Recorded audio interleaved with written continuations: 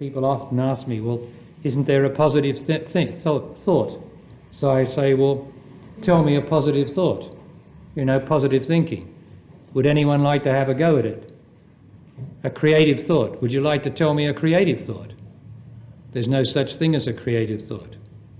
There are ideas that arise out of the body.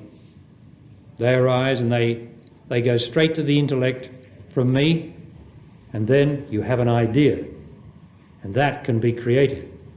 But if you confuse that with a thought and start thinking about it, it will soon turn negative, and you'll just be mediocre in your creativity. Thought brings mediocrity.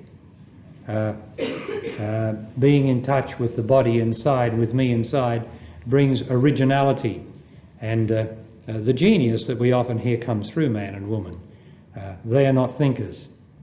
They don't think.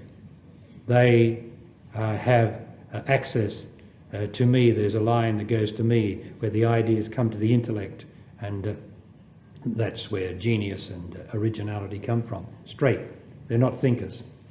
This sort of thing, this ignorance of the thinker, is the greatest piece of ignorance ever put into our children, because they believe that thinking is good and thinking is not. I mean, he's got a big load there, hasn't he? What about the birds that are singing? He hasn't got time to hear it, you know. And what about love? And what about truth? He hasn't got time. He can't think about it, so utter rubbish. But that's what the world is composed of. Everything that you think is the truth in the world is not the truth. It's utter rubbish.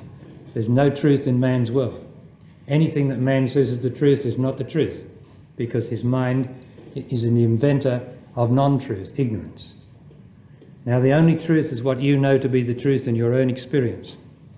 It's got to be within your experience, and that's the truth for you. And then you have to live that. That makes it the truth, when you live it. Lots of people know the truth, can write books about it, can mouth it, but it doesn't have the power.